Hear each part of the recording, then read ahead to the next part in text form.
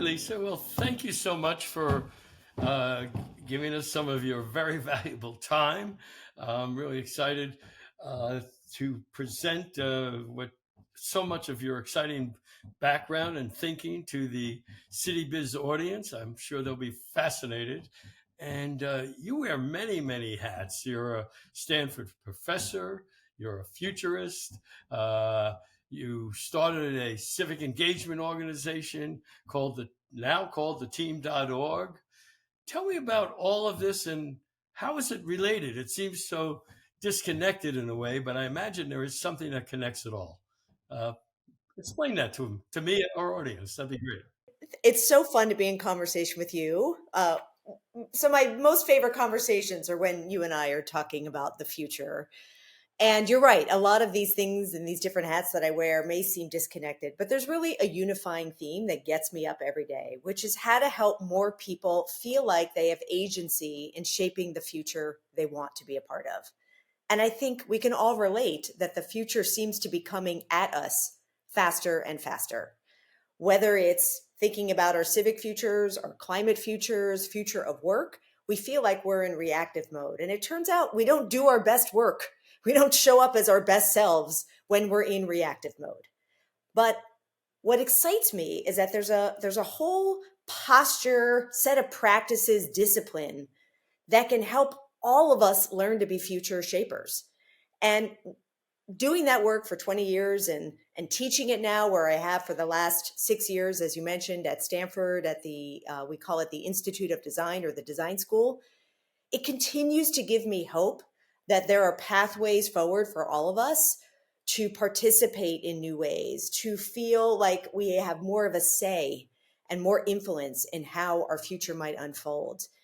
And so that's what excites me. That's what I do every day. And I do that in a teaching context. As you mentioned, I actually just came back from teaching my class called Inventing the Future.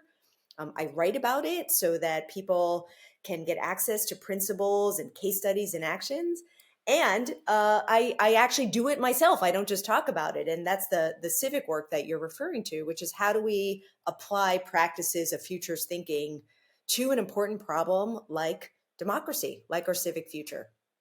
So right now we're living in challenging times for our democracy. Uh, does that does the challenge make you more pessimistic, more optimistic? Where do you fall in this, and uh, how do you engage the people you talk to so that you don't become fatalistic, so that they believe there is a chance and we can make a difference? Do you have a special sauce that you use that makes it happen? That helps young people feel like that they can make a difference? Yes, yes. Well, it's a great question, David, and it's how I got started. I call myself, in many ways, an accidental civic futurist, and I'll share the quick origin story. 4 years ago, ahead of the 2020 election, some other futurists and I got together and we created a brand new class. We had a hunch, David. We had a hunch that all of this talk, that young voters in particular were apathetic or not engaged. We thought, and this is the beauty of design, design is all about challenging assumptions and asking different questions. We thought, what if that's not right? What if young people are actually not apathetic, but they're under supported? That they need some different guidance and some different scaffolding and support to help them feel like voters. And so we created a class called Designing the President. And the whole hunch was, how might practices of design and futures thinking help young people feel more engaged and more agenic, right? Feel like they could have more say in thinking about their future as it relates to democracy and particularly voting. And the core difference in how we approached it was not going after young voters with a sort of finger wagging and saying, you need to vote and your future depends on it and you should do it. But we came to them with a very empathetic lens and we said, hey, what do you care about? What matters to you? And importantly, we said, look, something magnificent happens when you turn 18 in this country. You get to be a hiring manager. You might not even have ever had a job, but you have the power of hiring people for some of the most important positions in this country. All of a sudden, you're engaging them in a conversation. Wait a minute. If I have power to be a hiring manager, what am I hiring for? And so we just use these open-ended questions that were very inviting to get them to pause and slow down and say, wait a minute, If I'm hiring for the president of the United States, what's the job description? Where does that live? Turns out it lives somewhere called Article 2 of the Constitution. So we got to unpack that job description and say, look, if this is what you're hiring for, what makes someone good at that job? What kind of leadership skills? What kind of past experience matters? And we got them to talk about it. And we even created a worksheet where they got to tick off the leadership qualities. I want someone empathetic, or I want someone that's a good decision maker, or a great communicator, or a great relationship builder, to think more critically and more slowly about what really matters in this position. Now, notice that's very different than responding to social media or to an angry relative or somebody that has a big agenda and wants you to do something. All of a sudden, we're saying, you are capable of this, and we're going to walk you through this. And David, it was like magic. This worked better than we could have ever hoped. Part two of that discussion was then we said, okay, look, this person that you're hiring is probably going to face some unexpected circumstances. And we gave them a number of scenarios. Now, I kid you not, we created this in 2019. And one of the scenarios we created was a flu-like virus that emanated in China and took down the global economy because there was no known response to it. And that was just one of five. I hate to say it, all five came true. That was just one. But from a learning perspective, the students the new voters had to take the leadership qualities they said they cared about and then make a speech to the American people embodying those leadership qualities. So my fellow Americans, here's what happened.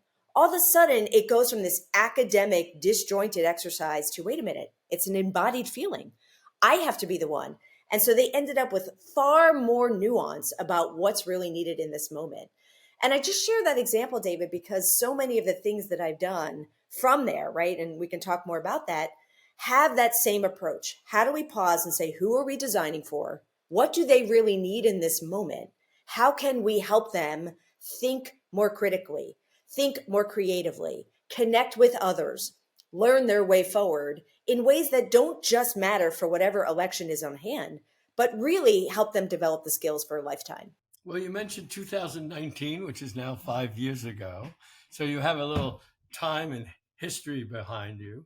Are there any success stories you've either found at Stanford or other campuses around the country, how the discussions you're having, the thinking you're having, the concept of critical thinking has manifested itself in real engagement and real action by the students? Or is it really just a theoretical concept for them?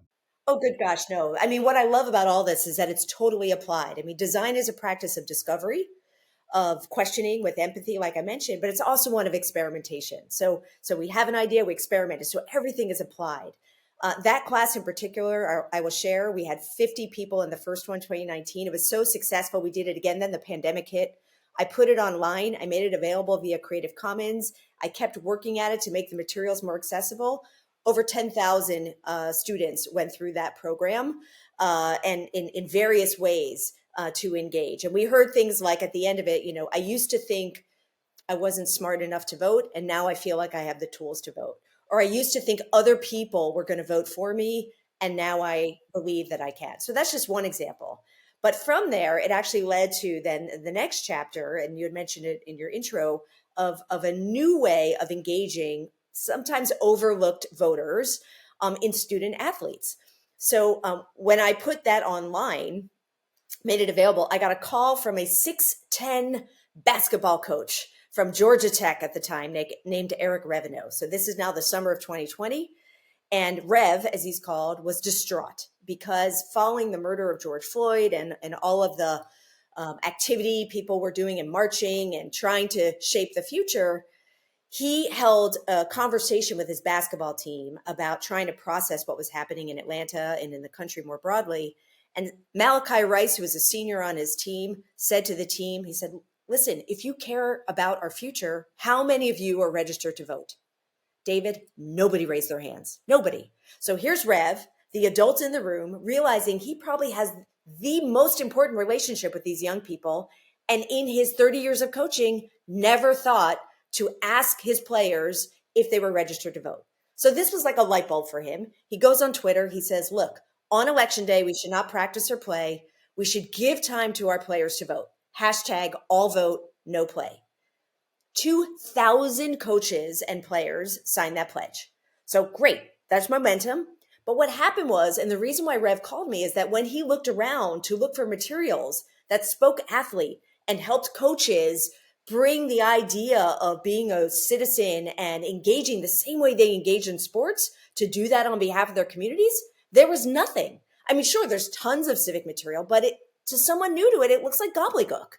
And I think a big opportunity for the many, many thousands, if not tens of thousands of people working in this space is an opportunity to say, am I communicating what I need to communicate as good as I can for the people I'm trying to communicate it to? So Rev called and said, look, you've designed this great work that engages young voters. Help me design materials for coaches and athletes to help them use their influence for good. And this started a 2.5-year journey that we're still on, and excited to be a part of it with you, to empower athletes that often have outsized influence on their campuses to take the lessons that they're learning in locker rooms, working across difference. Every day you can get better. You can't win if you don't show up, and use those principles to say, look, that's exactly what we need from you as a citizen, as a voter. So now we're speaking their language because they get that. They get that practice makes better. And so if we can teach them how to apply the things that they're already working on in new ways, well, that gives me hope. And we've touched to date, I think, close to 100,000 athletes, certainly on All Vote No Play Day, which now the NCAA has turned to be a day off from practice and play in order to facilitate more civic engagement. So now all Division I schools are actually mandated to do that. We're continuing to build on that momentum by trying to empower them with materials that pull them into the conversation and don't push them.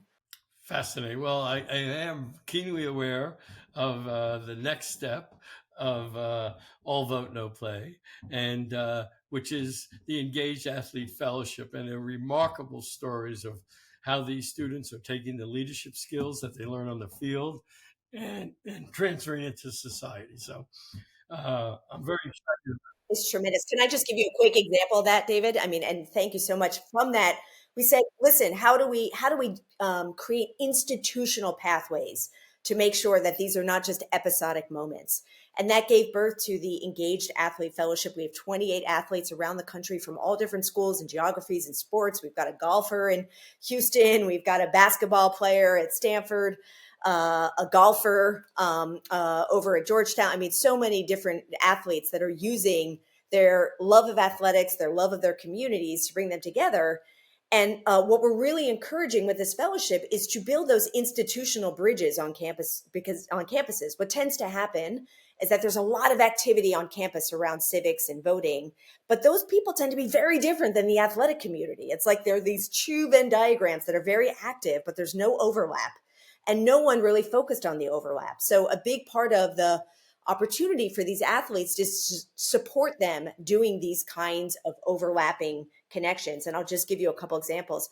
Josue Gil Silva, who was our engaged athlete at Stanford, helped bring 300 student athletes together on Democracy Day, or All Vote No Play Day, to learn about stories of how to use their athletic experience for good. And we had former NFL player Andrew Luck come reflect on his experience. We had a student panel of 4 current athletes talking about their experience. And yes, they definitely got a lot of information, but more than that, David, they walked out like up, ready to move, ready to activate, feelings among community that they were poised to do something. And we've had examples of that all over the country. And that gets me excited because that's a new population that really hasn't been invited to join the conversation and to join the movement the way that we're helping them do. So, as a futurist, I'm really curious about this. You've probably had a more holistic view of the future. It's not just politics, it was all aspects of society, technology, other types of innovation. Have you become more focused on the future with respect to democracy now because of the state of our democracy? Or is it just pretty much the same as it's always been? Well, I think it's a great question. I think democracy is pretty foundational. And I think some of the patterns that certainly I try to teach in my classes and write about apply, but you can really feel it in democracy because the symptoms are so acute. But fundamentally, peeling it back, it's really asking more people to see a wider range of futures, to not just fundamentally let the future happen to them. Someone said, are you happening to the future, or is the future happening to you? One of my colleagues, Ahmed Best, who is literally a Star Wars Jedi master in The Mandalorian, and he was in George Lucas's films. He says, don't let people future all over you, right? Don't let people future all over you. And so I think certainly in democracy, there are huge, huge efforts that are trying to future all over our voters, in particular young voters that are not as well versed at understanding how to make sense of misinformation, or how to really get the facts, or how to really evaluate a candidate, how to ensure that your vote is going to count, right? So we have to have a lot of empathy that they're facing these headwinds at a time that they've never really had a chance to practice. I mean, going back to the designing the president example, that one of the things that was so surprising is I would have students in AP civics not be able to tell me the job description of the president. So we have a long way to go in the foundational education of our next generation citizens. And we should think of them that way. They're young people. Yes, they're students, but they are our future.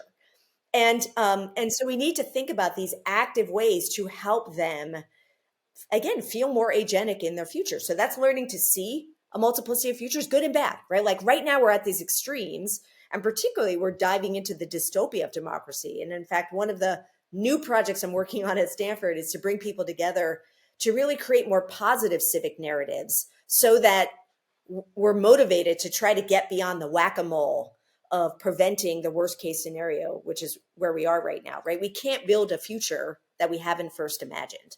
One of the many things that I love about what you do is people, in speaking to me in the bipartisan world, they think it's just about splitting the difference and finding common ground. And I think what my perception and the perception of so many people in the democracy field that I work with is that we're not just about that. We're about thinking about the best from the right, the best from the left, and things that people haven't even thought about that can make our democracy better. And that's the type of thinking I think our country really needs, to think outside the box, be open to new ideas, and certainly learn from the past so that the future can be better. So, Yeah. I'll say, futuristic. can I just say one quick thing about that? A couple quick things about that. One is when people sort of look at me sideways, as I imagine you might have when we first started talking, what's a futurist? What is that? Turns out it's a thing, and it's been a thing for a long time, but we just haven't taught it. So a lot of times I'll say, you tell me, the executive board to high school students, how many people here have taken a class in futures? And I get nothing. And they say, okay, well, how many people have taken a class in history? And of course, everybody has. And then I say, well, which one can you influence? And then all of a sudden it becomes clear, like now we need to learn history. Turns out the best futurists are actually historians, because they use history to look at patterns and to sense make and to see more widely and cycles and versus episodic moment or cyclical moments. But just fundamentally, if we don't practice skills of exploring multiple futures and how to bring them to life, how would we expect to know how to do that? So that's one thing. The other thing I will say to your earlier question of, is it just democracy more broadly? One thing that has really become clear, even more so after the fall, right? But been growing since I started certainly the democracy work, is practicing our comfort in ambiguity. David, we fundamentally are frozen, right? We are underprepared when it comes to ambiguity and uncertainty, right? We are wired for certainty. That's what's kept us alive. We are biologically wired to know, is the lion outside the cave going to eat me? Yes or no, right? So we like that. Then we go to school, and school rewards right answers, right? We get A's for our spelling test and our states and capitals and problem sets and getting it right. There are very few teachers. There are some shiny ones, but there are very few that reward students for asking divergent questions, for exploring a multiplicity of it could be this or it could be this, right? For really living in the gray. So now we're experiencing these very, very complex issues that don't have single right answers. We're having social media try to bring people to the extremes. We have particularly young people that are still unhealed from the pandemic, looking for belonging, looking for connection. So of course, flocking to an extreme feels safer than being in the messy middle that requires us to be in a place of not knowing, to be in a place of curiosity. So that's another reason why I am so passionate about teaching more people fundamental skills of design, which get you comfortable in the ambiguity, and skills of futures, which allow you to bravely imagine new futures without knowing if you can bring it to life, but being able to pull on the practices of design to experiment your way there. So just getting back to it, this notion of getting way more comfortable with ambiguity, figuring out how to talk about it, how to notice it, how to work our way through it, and how to practice it. And one of my favorite practices is actually practicing places where we are uncomfortable in safe places, right? Like, so for example, we bring a lot of improv into my classes. Yes, I love comedy. Yes, I love improv, but more than anything, it's a practice in being uncomfortable. So we have a lot of work to do on that. Sure, we certainly do. But we're running out of time, so that's a wonderful way to end it because our politicians do not like to deal with ambiguity. Everything's very simple, and it's either this or that. And the more citizens that realize that all our problems are quite complex. And for us to have a better future, we have to deal with the complexity. That'll help immensely. And thank you so much for everything you do. And a year from now, let's do another interview. And I'm sure you'll have a ton of success stories about everything you've done in the last year. So thank you so much, Lisa. Very much appreciated. David, thank you. What a pleasure.